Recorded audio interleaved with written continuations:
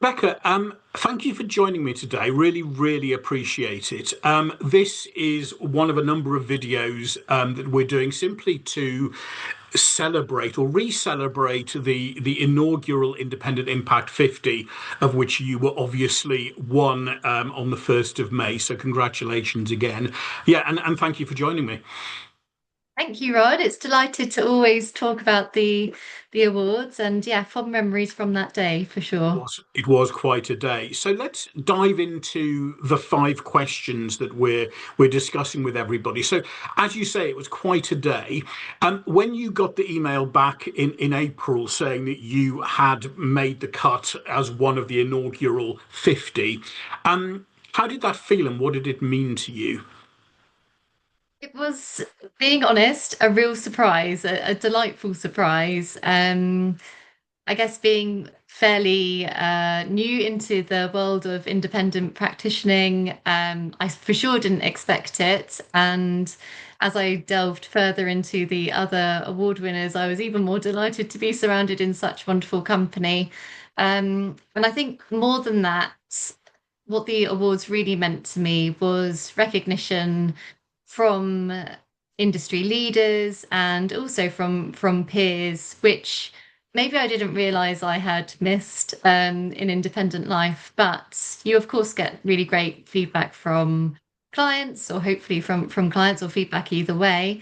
But to get feedback and acknowledgement from the industry was really great. So a really good day, very memorable day. Validation in independent life is definitely a thing, shall we say? Yes. So talking about clients, obviously, you've gone independent, you went independent relatively recently. One question is what behaviors from clients that have most surprised you, and that can be positively, hopefully, or perhaps less so.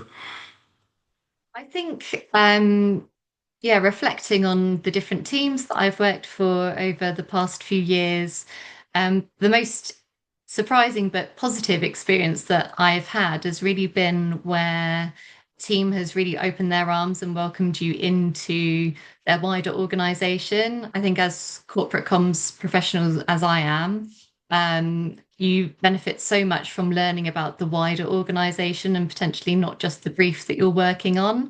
And so I've been really delighted where clients have been willing to overshare with me and really welcome them into the team, be that professionally, perhaps even socially, to really sort of gain that trust that you need from a close working relationship and to be able to do my best work as well. Wonderful, wonderful. Anything perhaps less positive? I don't want to be negative, but anything that hasn't surprised and delighted you? I think the most challenging part is probably the invoicing and the chasing of those sort of documents. No one likes to talk money continuously, but obviously, personally, I'm not working with an accountant, so it's me doing all of that work as well. And I think that can become a bit tiresome for all involved, but I will also appreciate it's part of the job, and we get there in the end. It's the 30-day hustle, indeed. So imagine that you are sitting with Sarah and Alistair, the respective CEOs of the PRCA and CIPR. If there was one thing you'd love them to understand about practicing as an independent, and then one thing about the role and importance of the independent sector overall, what would those two things be? Yeah, I think what a great opportunity that would be. I think for me, really just a reminder to us all that having stepped out potentially as many independent people have of from an agency career or an in-house career, I think that independent practitioners have grown in so many ways over and above what they may have done in a traditional sense with their work, whatever specialism of communications or PR they are working in that they set up a business. So we've all learned so many more skills in terms of launching a brand, managing those pesky finances, as I've just referenced. We're managing a website, we're winning new clients, hopefully.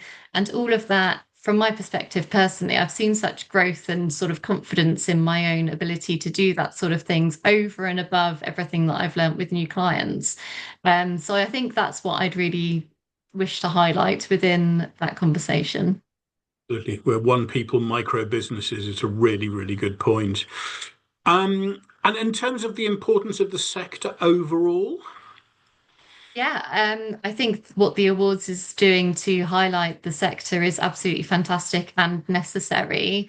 Um, there's such amazing work being done by one-man bands, and obviously we're competing a lot of the time with big agencies and larger teams. So I think that the flexibility that independence can provide to organizations, agility, and also the breadth of knowledge that we're bringing is really valuable. So having this community, having these conversations live is hugely valuable.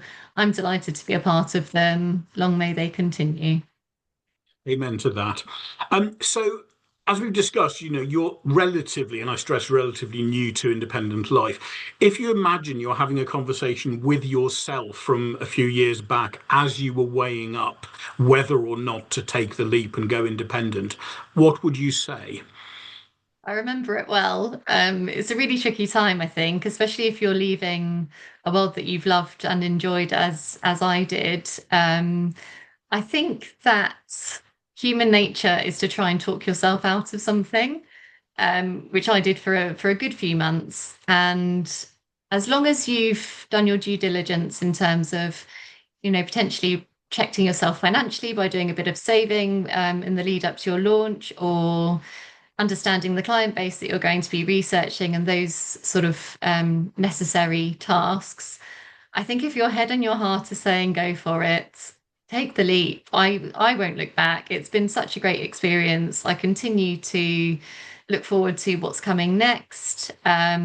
Always learning, no 2 days are the same, and elements that I thought I would miss, such as being part of a team, this awards and this community and everything that is happening as a result of the Impact 50 is starting to develop that side of things too. So I certainly haven't looked back. Yes, do your due diligence, but if you know, I think if you're confident in your ability and you think your network's there, then I would absolutely go for it. Won't look back. That feels like an independent theme tune, so I think we should adopt that. Last question. If you think about your business over the next 12 months, what words would you use to sum up your feelings towards the year ahead? Excited. I think that there's loads of opportunity for independence at the moment. I think the more that we share the successes that we're having and the impact that we're having as individuals, the better.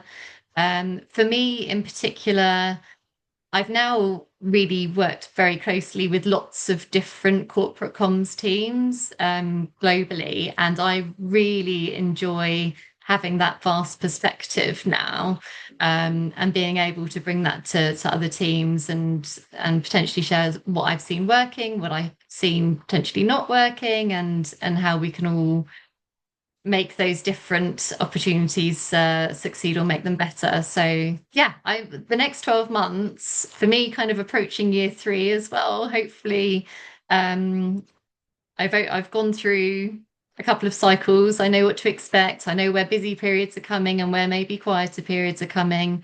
I'm looking forward to it. All I'd say is you've got this. Thank you for your time again today. I really hope you'll throw your hat into the ring for next year's awards. And I hope to see you very soon. Thank you again. Thanks, Rod. Thank you.